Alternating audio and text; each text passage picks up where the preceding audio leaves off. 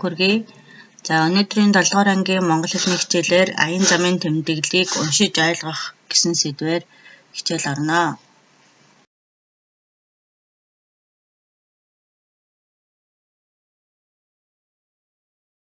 Өмнөх хичээлийн гэрийн даалгаврыг хэдүүлээ тайлбарлаж харъя. За өмнөх хичээлийн гэрийн даалгавар ихэд юуг зэрэгцүүлэн дүрсэлсэн байна вэ? Үүгээрээ зохиогч ямар санааг илэрхийлж байгааг бичээрэй гэсэн. Тэгээд багш нь ийм жишээ харуулсан байгаа та бүхэнд. За аялагчдын сусан автобус их уулын сүрлэг хэр дээгүүр гүн ангалаар хадан хясааны ирмэгээр могоо мэт тахиралцсан нарийнхан замаар ууглан дээшиж байлаа гэсэн өгүүлбэрээс зэрэгцэн гишүүд нь болонгууд хэр дээгүүр гүн ангалаар хясааны ирмэгээр нарийнхан замаар гэсэн энэ үгнүүд болонгууд зэрэгцүүлэх холбоос байна гэд ингэж схемчилж харуулсан байгаа. За тайлбар нь болонгууд дээрх өгүүлбэрээс харахад аялагчдын суусан автобус ямар замаар явсан гэдгийг тоочин зэрэгцүүлэн дүрсэлжээ. Үүгээрээ зохиогч тухайн газарт хүрэх замыг дүрслэн уншигчдад бидний хүрэх зам амаргүй байсан гэсэн санааг илэрхийлжээ гэж тайлбарласан байгаа. За гэрийн та бүхний хийх 3 өгүүлбэр бол энэ 3 өгүүлбэр байсан. За энэ 3 өгүүлбэрээ хийсэн бол багшийнхаа хийсэндээ тулгаж хараад алдаагаа засаарай. Хэрвээ хийгээгүй бол одоо мөн дэвтэртээ тэмдэглэж аваад ойлгож бичээрэй. Эхний өгүүлбэр.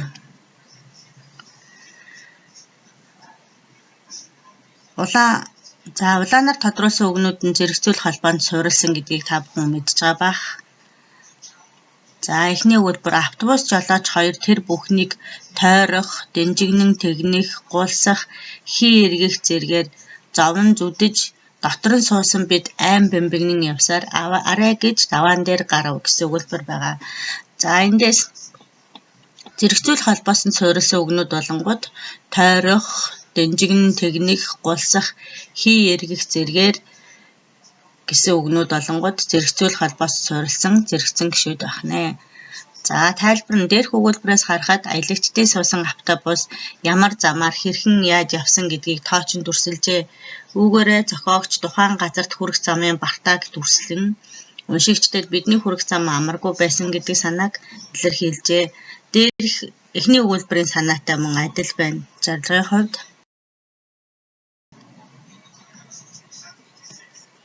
за 2 дугаар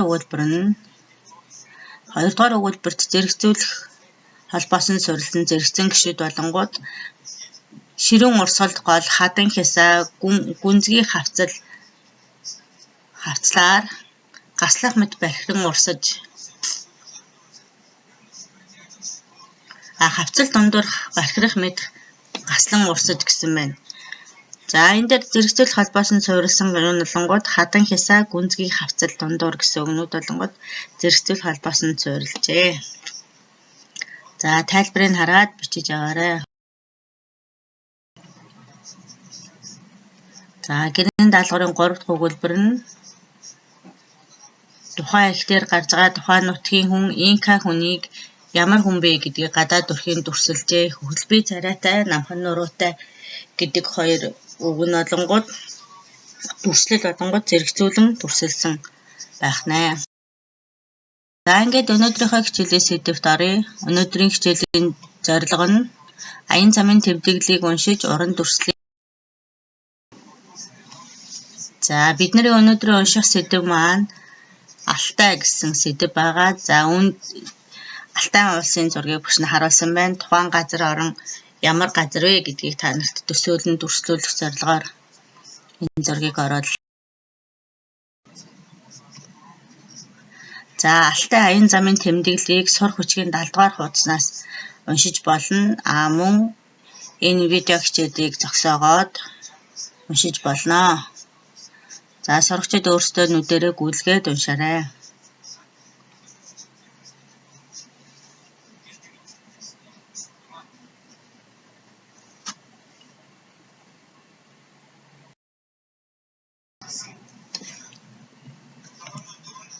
За Алтай эхийн үргэлжлэл 2 дугаар хэсэг явж байна.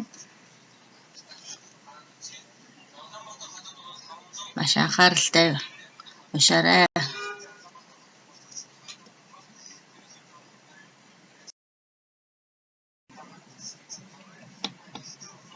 За Алтай эхийн төгсгөлийн хэсэг. За энэ эхийг маань Эс Эрдэнэ бичжээ. Зохиогч нь Ардаа Хаалтанд байдаг гэдгийг мэдж байгаа.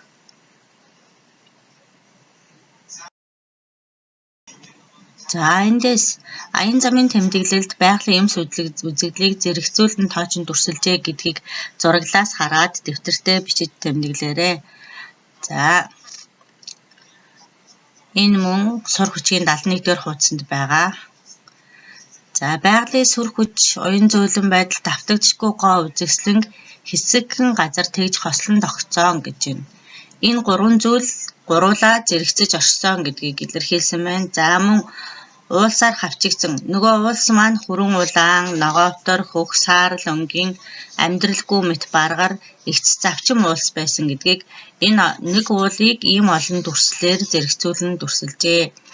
За мөн улиас үрлийн мод, цэцэрхний модыг шим ертөнцийн хүчийг зориуд үзүүлсэн үзмэр мэт намжаа их улиас. За тэр улиасууд улайран шаргалтаж байв гэд зэрэгцүүл холбоосон суурилсан дүрслүүдийг схемчлэн харуулсан байна. За байгалийн өнгө зүйлс хэлбэр дүрс гэх мэт гадаад шинж буюу харагдах байдлыг дүрслэхдээ тэмдэг нэрийг сонгож хэрэглэснийг ажиглаад мөн дэвтэртээ бичээрэй. За түрүүнд ярьсан уулын өнгийг ийм олон өнгөөр илэрхийлж бичсэн байна. За ус гэхэд тунгалаг, ногоон өнгөтэй, улиас олонгууд үзмэр мэт намжаа их уулс улиас байна. За оргил нь олонгууд мөнх цастай, сүүдэр талдаа, хөхцөнхөр, наран талдаа, гялгар, цагаан туяатай, дүлий цагаан гэд оргилыг ийм олон янзаар тэмдэг нэрийг ашиглан дүрслэн бичжээ. За энийг мөн дэвтэртээ тэмдэглэж аваарай. За дараагийн дасгал аян замын тэмдэглэлээс байгалийн эмс үзэгдлийг дүрслэхдээ хэрэгэлсэн уран дүрслэлийг олж утга үүргийг тайлбарлан бичих. За саяын ихэд байсан Баяннуур хэмээх сууринг, Баяннуур хэмээх тоглог суурин гэж дүрсэлсэн байгаа. За энэ нь олонгууд Баян Хөлгийн аймагт байдаг Баяннуур хэмээх сумыг эмх цэгцтэй цэвэр сайхан гэдгийг тоглог гэсэн үгээр сууршил бүхий томоохон газар гэсэн утгыг суурин гэсэн үгээр илэрхийлэн бичжээ. За яг үүнтэй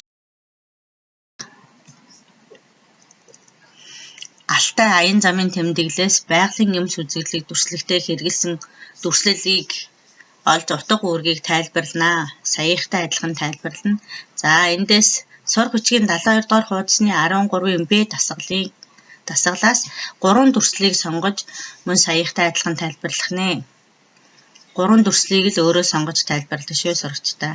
Гэхдээ дэлгэрэнгүй тайлбарлахыг хичээгээрэй. За гэрийн даалгаврыг хийхдээ зарим үгийн утгыг ойлгохгүй бол ухаалаг утасны Монгол тойл гэсэн аппликейшнийг татаад эндээс хэрэглэж болно. Энэ бол та бүхний хичээлд маш хэрэгтэй аппликейшн шүү. За хичээлд анхаарал хандуулан оролцсон та бүхэнд баярлалаа.